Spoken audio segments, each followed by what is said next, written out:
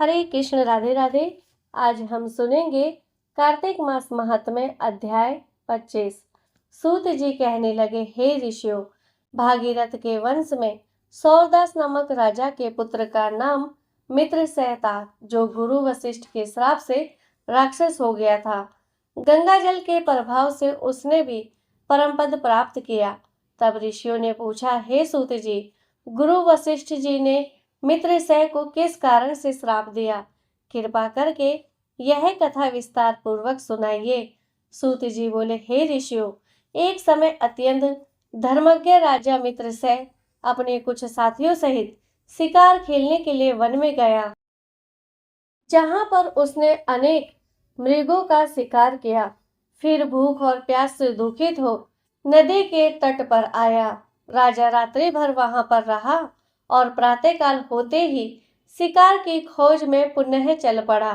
कुछ दूर जाकर राजा ने देखा कि पर्वत की कंदरा में एक व्याघ्र और व्याघ्री मैथुन कर रहे थे। राजा ने धनुष पर बाण चढ़ाकर उन पर छोड़ दिया। व्याघ्री बाण लगते ही तत्काल वहीं पर गिर पड़ी और थोड़ी ही देर में उसने प्राण त्याग दिए। तब व्याघ्र राक्षस रूप धारण करके अत्यंत क्रोधपूर्वक बोला, हे राजन, तुमने मेरे साथ घोर अन्याय किया है, मैं इसका बदला अवश्य लूंगा। इतना कहकर वह राक्षस दुखित होता हुआ वहां से चला गया। कुछ वर्ष पश्चात राजा मित्रसेन ने अश्वमेध यज्ञ किया, जिसमें अनेक ऋषि मुनि बुलाए गए। गुरु वशिष्ठ ने ब्रह्मा, विष्णु आदि देवताओं को विधि पूर्वक हवि देकर यज्ञ समाप्त किया और फिर स्नान करने के लिए नदी के तट पर चले गए।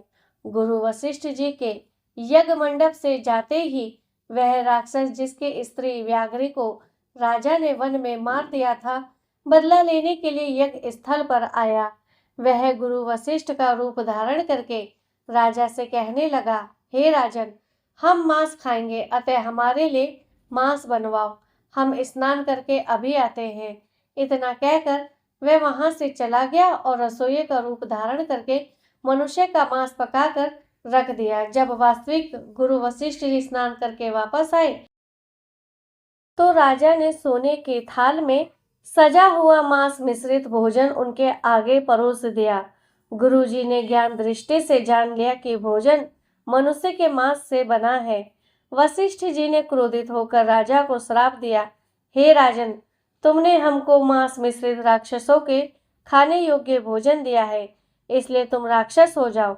वशिष्ठ जी का श्राप सुनकर राजा ने विनय पूर्वक कहा, हे गुरुदेव, आपकी आज्ञा से ही ऐसा भोजन बनवाया गया है।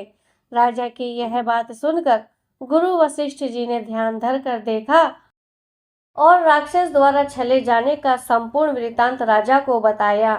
तब राजा भी निरपराध श्राप दिए जाने के कारण अंजलि में जल लेकर उन्हें श्राप देने को उद्यत हुआ। ठीक उसी समय उसकी रानी दमयंती आकर कहने लगी, आप क्षत्रिय हैं, अतएव क्रोध का परित्याग करें और जो आपके भाग्य में लिखा था उसे भोगिए। जो मनुष्य अपने गुरु पर रोष करता है वह वन में जाकर ब्रह्म राक्षस होता है, अतः आप शांत ही रहिए। स्त्री के इन वचनों को सुनकर राजा क्रोध त्याग कर विचार करने लगा कि अब क्या करना चाहिए। फिर राजा ने अंजलि के जल को ज्यों ही अपने पैरों पर डाला, त्यों ही उसके पैर काले पड़ गए। इसी कारण वह राजा राक्षस रूप में कलमासपाद के नाम से विख्यात हुआ। निरपराध राजा गुरु वशिष्ठ के चरणों में गिरकर बारंबार क्षमा मांगते हुए अपनी मुक्ति का उपाय पूछने लगा। तब वशिष्ठ जी ने कहा, क्योंकि यह पाप अनजाने में हुआ है, इस कारण मेरे श्राप का प्रभाव 12 वर्ष तक रहेगा। इसके पश्चात तुम अपने वास्तविक स्वरूप में आ जाओगे और अनेक वर्षों तक राज्य का भोग करते हुए गंगा जल के प्रभाव से मुक्ति प्राप्त करोगे और भगवान विष्णु की सेवा करते हुए अंतकाल में विष्णु लोक को प्राप्त होगे। इतना कहकर गुरु वशिष्ठ जी अपने आश्रम को चले गए और राजा राक्षस से देह धारण करके निर्जन वनों में भूखा प्यासा फिरने लगा। कई वर्ष तक अनेक कष्ट सहन करने के बाद वह राक्षस नर्मदा नदी के तट पर आया और वहां भी पशु पक्षी मनुष्य तथा सर्प आदि खाकर विचरण करने लगा।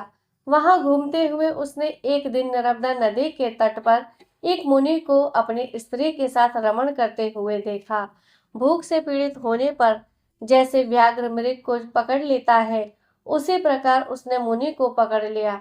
मुनि की स्त्री ने जब अपने पति को राक्षस के हाथों में देखा तो वह राक्षस रूपधारी राजा से विनय पूर्वक बोली, आप वास्तव में राक्षस नहीं बल्कि सूर्यकुल में उत्पन्न हुए मित्रसेन नामक राजा है।